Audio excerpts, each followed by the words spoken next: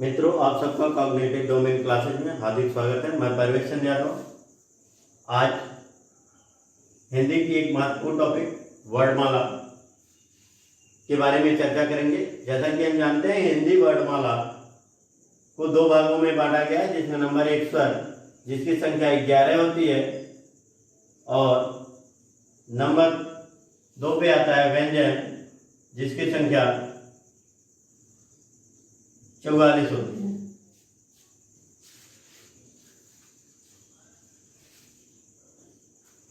नहीं, सॉरी, जिसकी संख्या 41 होती है। व्यंजन जिसकी संख्या 41 होती है, इसके विषय में हम आज संपूर्ण अध्ययन करने वाले हैं और यह वीडियो आपके लिए बहुत ही खास होने वाली है। इस वीडियो में जो कुछ भी बताया जाएगा वह आपकी सभी परीक्षाओं से संबंधित होगा। तो इस वीडियो को आप अंत तक जरूर देखिएगा, क्योंकि इस वीडियो के माध्यम से जो कुछ भी बताया जाएगा वो आपको और कहीं नहीं मिलने वाला है, सिर्फ और सिर्फ कॉग्निटिव डोमेन क्लासेज पे ही मिलने वाला है और मिल रहा है। इसलिए वीडियो को अंत तक जरूर देखिएगा, क्योंकि इसमें ऐसे महत्वपूर्ण तथ्यों की जानकारी आपको दी जाएगी जो आपके लिए सभी परीक्षाओं से संबंधित होगी और सभी परीक्षाओं में उपयोगी होगी। आइए जानते हैं उसके बारे में।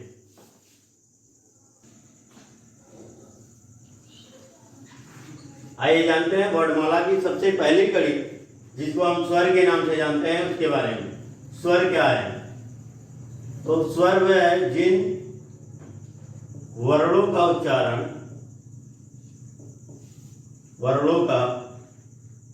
उच्चारण बिना किसी रुकावट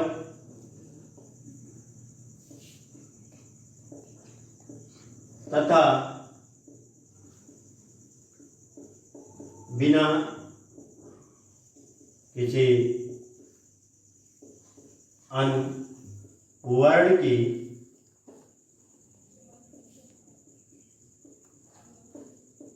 सहायता से होता है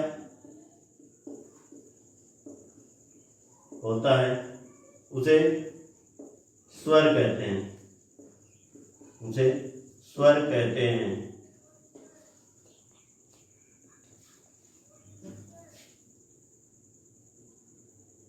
स्वर मुख्यतः 3 प्रकार के होते हैं, जिसमें नंबर 1 हर्ष स्वर।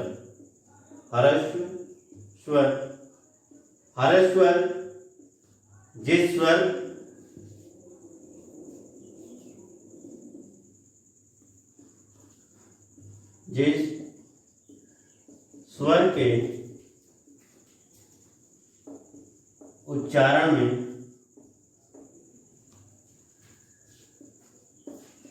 कम समय लगता है उसे हर्ष स्वर कहते हैं। जैसे अ, छोटी, छोटा ऊ, री। इसी क्रम को आगे बढ़ाते हुए जानते हैं दीर्घ स्वर। नंबर 2 दीर्घ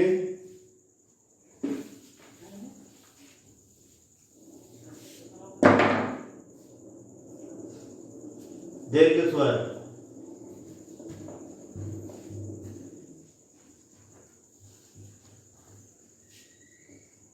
जिन स्वरों के उच्चारण में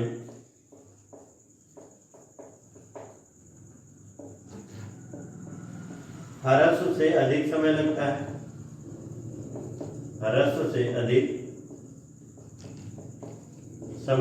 है,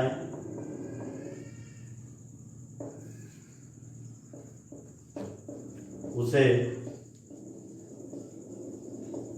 दीर्घ स्वर कहते हैं।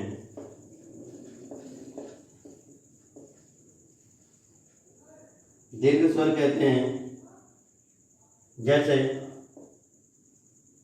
आ,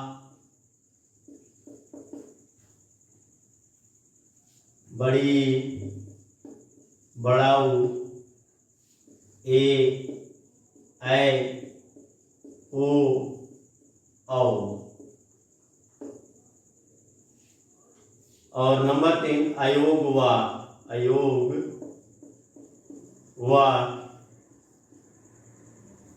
अयोग वा, अंग और अ को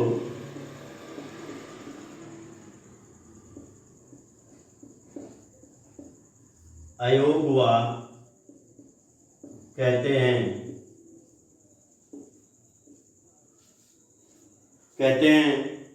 मुझे उम्मीद है कि स्वर आपको समझ में आया होगा और स्वर के बारे में जो कुछ भी आपने जाना है वह आपको अच्छा लगा होगा।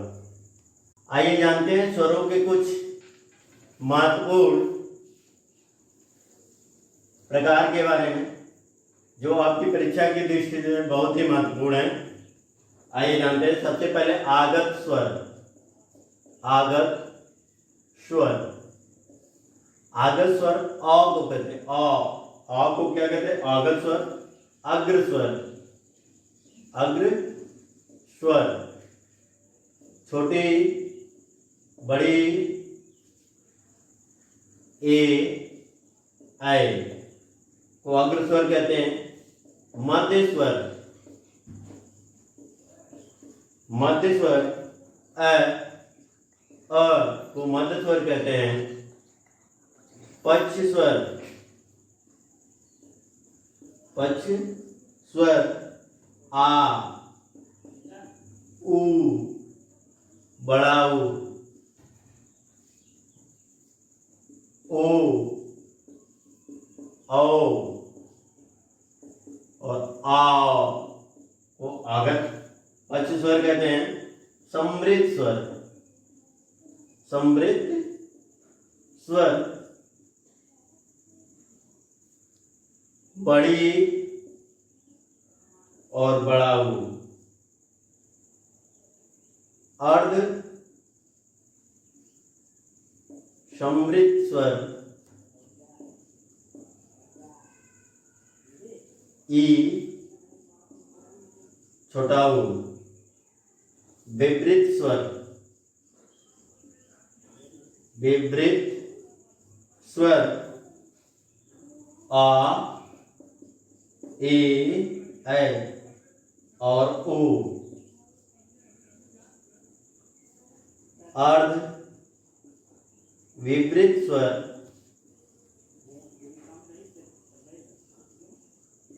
विपरीत स्वर ए, ऐ, ओ, अ। मुझे उम्मीद है कि स्वर के बारे में ये जो जानकारी दी गई है यह आपको लिए काफी महत्वपूर्ण होगी सभी परीक्षाओं की दृष्टि से। दूसरे प्रकार के बारे में जिसे हम व्यंजन से जानते हैं, और व्यंजन वह उन वर्णों को व्यंजन कहते हैं जिनका उच्चारण बिना स्वर की सहायता के नहीं होता है। अर्थात हम कह सकते हैं कि व्यंजन जिन वर्णों का उच्चारण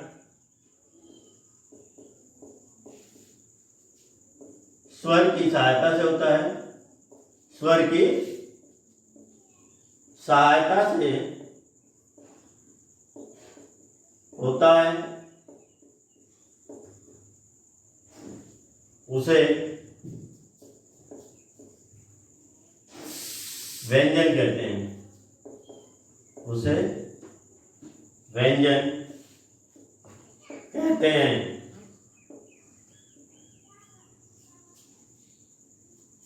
व्यंजनों की कुल संख्या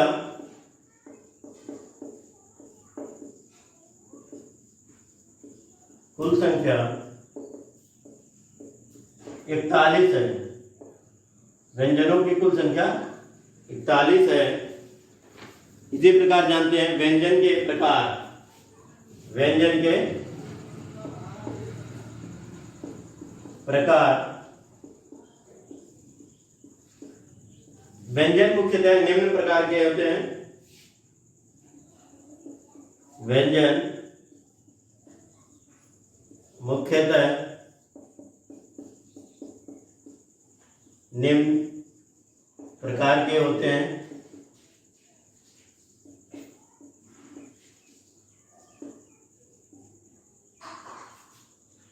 जिसमें नंबर 1 स्पर्श व्यंजन।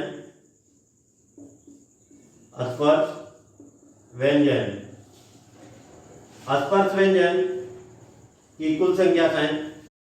स्पर्श व्यंजन जिनकी संख्या कुल 27 होती है, जो क वर्ग से प वर्ग तथा ड़ और ढ भी स्पर्श व्यंजन में शामिल है। इसी तरह और इसको आगे बढ़ाते हैं।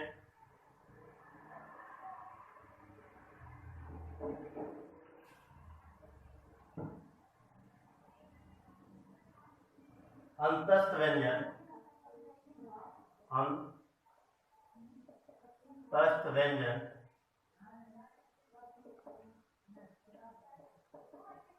इनकी संख्या 4 होती है, जो होते हैं य, र, ल, व।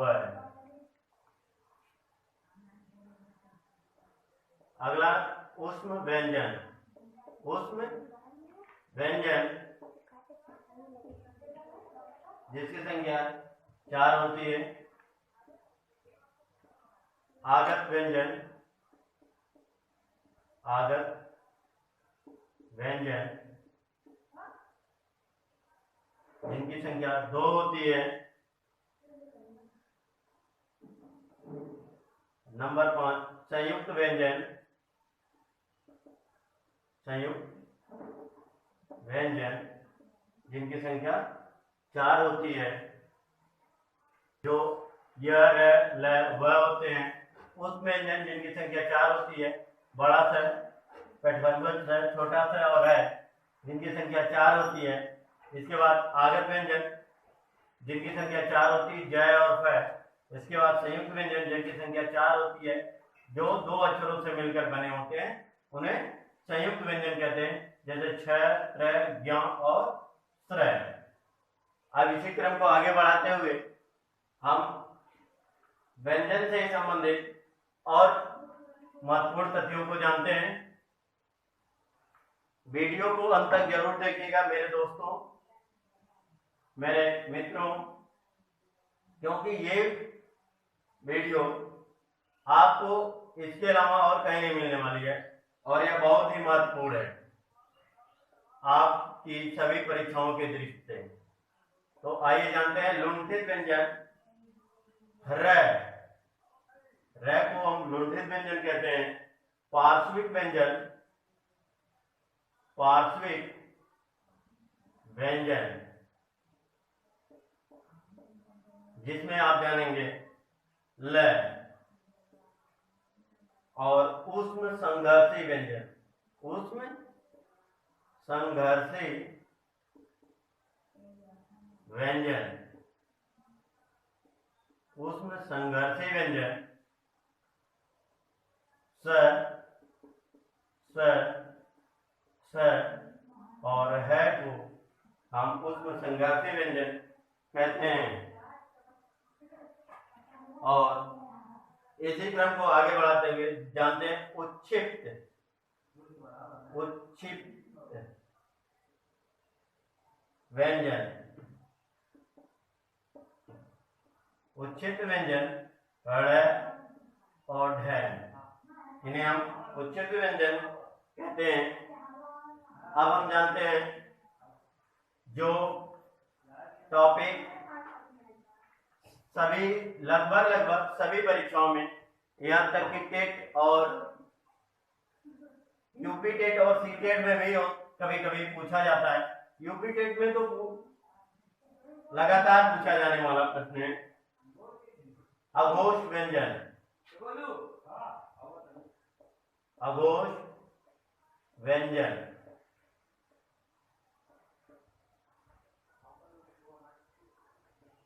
प्रत्येक वर्ग के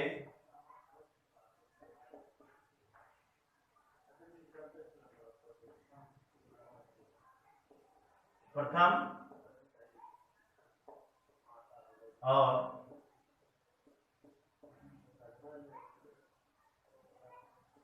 द्वितीय वर्ग तथा फ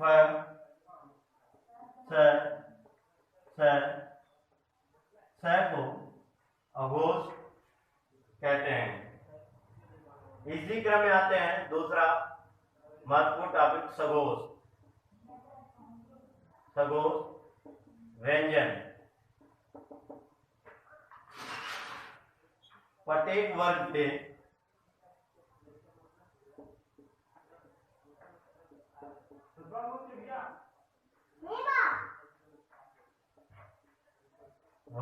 तृतीय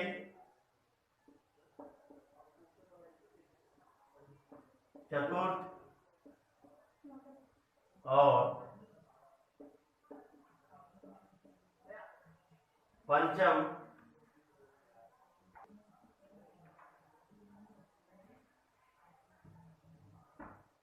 वर्ग तथा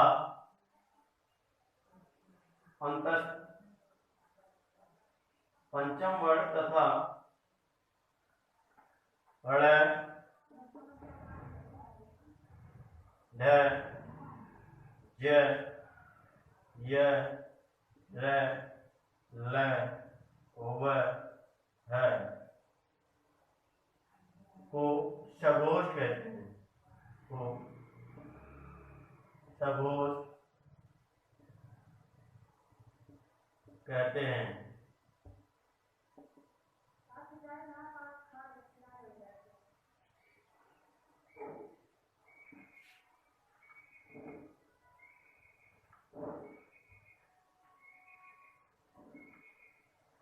इसी क्रम को आगे बढ़ाते हुए जानते हैं प्राण के बारे में।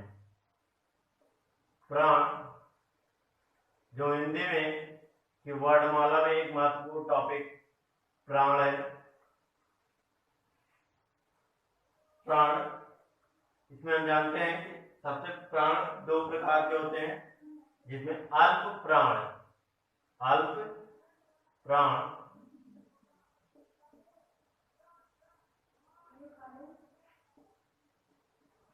प्रत्येक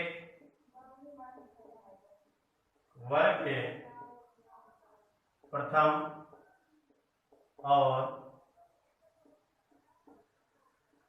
तृतीय पंचम वर्ण तथा अंतस्थ वर्ण अल्प प्राण कहलाते हैं। महाप्राण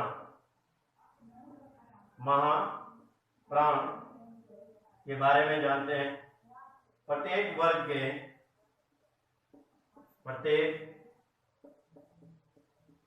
के द्वितीय और चतुर्थ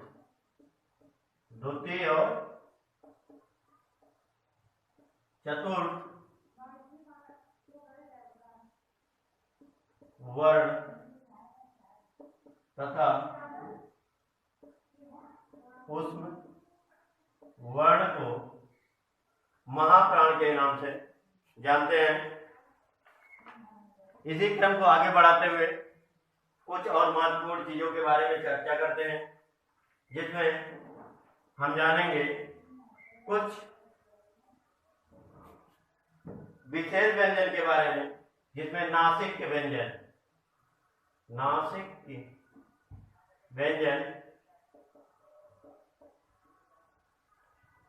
यानी ऐसा व्यंजन जिसका उच्चारण नाक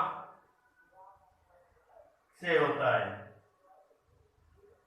जैसे अंग, अण, न और म। कंठ व्यंजन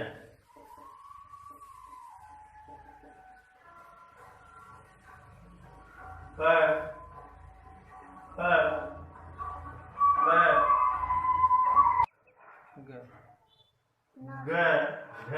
अंग कंठ व्यंजन। इसके बाद तालव्य व्यंजन, तालव्य व्यंजन अर्थात वे व्यंजन जिनका उच्चारण तालु से होता है, जैसे च, छ, ज, झ, ञ, श, य। अगला ओष्ठ, ओष्ठ व्यंजन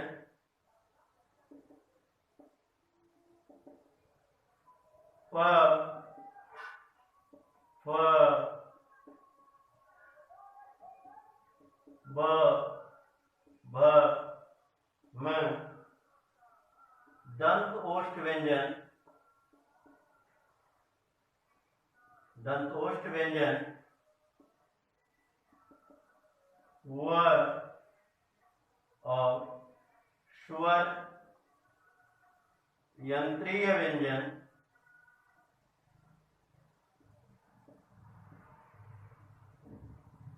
है को कहते हैं। मित्रों, मुझे उम्मीद है कि यह वीडियो आप सबको बहुत अच्छी लगी होगी। आप सब मेरे वीडियो को अच्छा लगा है तो लाइक करिए, कमेंट करके जरूर बताइए कि क्या ये वीडियो आपको कैसा लगा। यदि इसमें कोई त्रुटि होती है फिर भी आप कमेंट के माध्यम से मुझे बता सकते हैं।